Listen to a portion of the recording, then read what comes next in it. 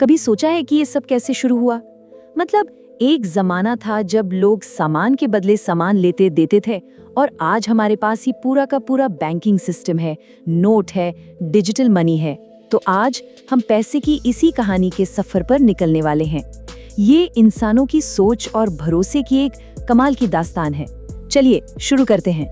सवाल बिल्कुल सीधा सा है ना, कि हम टमाटर के बदले चावल जैसी चीजों की अदला बदली से कागज के इन नोटों को इस्तेमाल करने तक आखिर पहुंचे कैसे?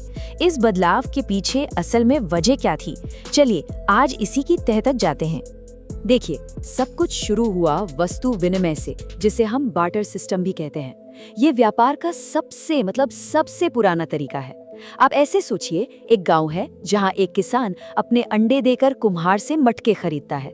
यहाँ पैसों का कोई काम नहीं, सीधा सामान और सेवाओं की अदला बदली हो रही है। अब जरा हजारों साल पहले की दुनिया में चलते हैं। मान लीजिए आपके पास बहुत सारे टमाटर हैं, लेकिन आपको चाहिए चावल।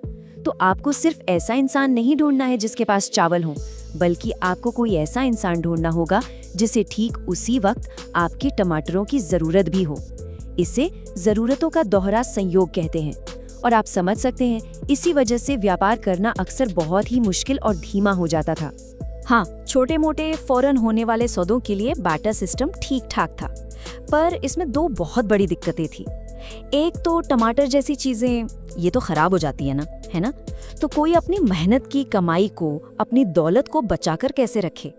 और दूसरी, बड़े सौदे करना तो लगभग नामुमकिन ही था।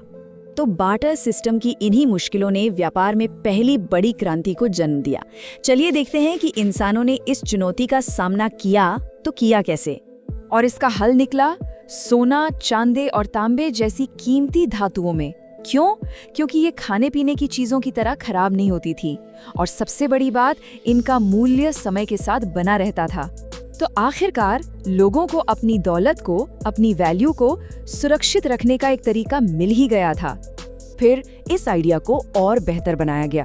शुरू में तो लोग सोने चांदी के कच्चे टुकड़ों से ही व्यापार करते थे, लेकिन फिर लीडिया साम्राज्य ने एक बहुत ही जरूरी कदम उठाया।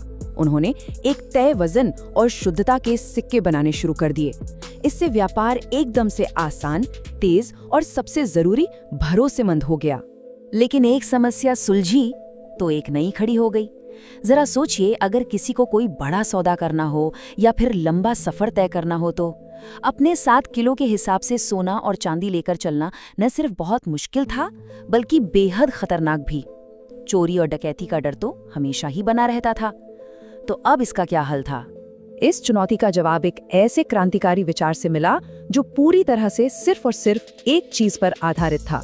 वो था भरोसा। और इस एक विचार ने व्यापार की दुनिया को हमेशा के लिए बदल कर रख दिया। ये सिस्टम कमाल का और बहुत ही सरल था।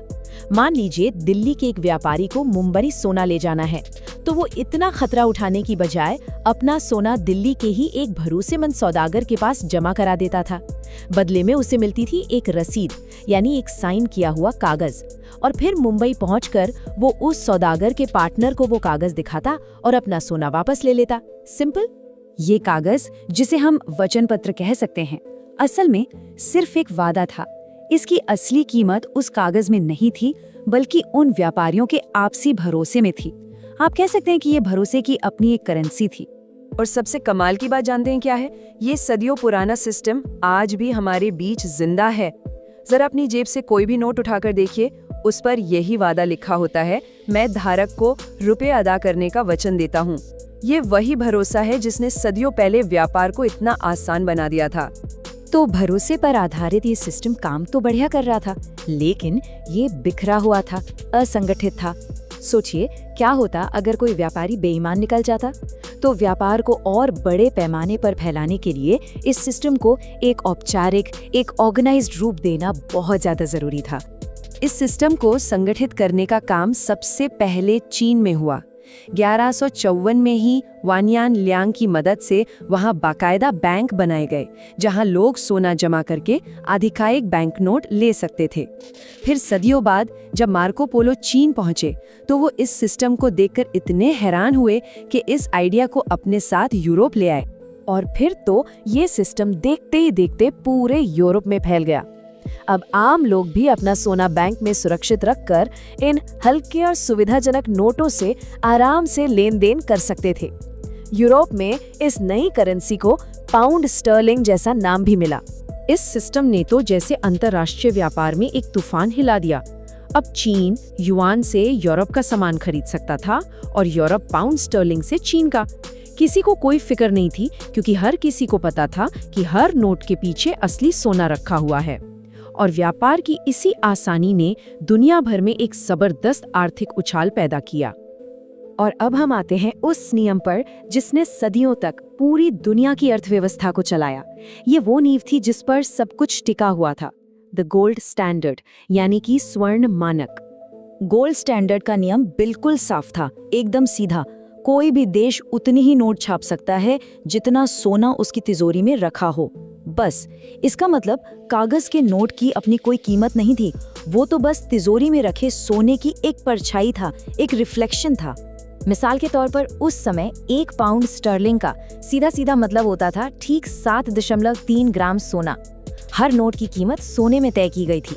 इसका मतलब ये हुआ कि अगर किसी की जेब में 150 पाउंड स्टर्लिंग के नोट हैं, तो वो असल में 1 किलो से ज्यादा सोने की कीमत लेकर घूम रहा है, वो भी कागज के रूप में, एकदम सुरक्षित और एकदम आसानी से।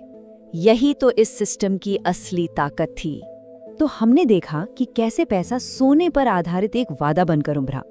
लेकिन आज वो गोल्ड स्टैंडर्ड तो खत्म हो चुका है, और इससे एक बहुत बड़ा और जरूरी सवाल खड़ा होता है कि अगर आज हमारे नोट सोने से नहीं बंधे हैं, तो फिर उनकी कीमत किस चीज से तय होती है?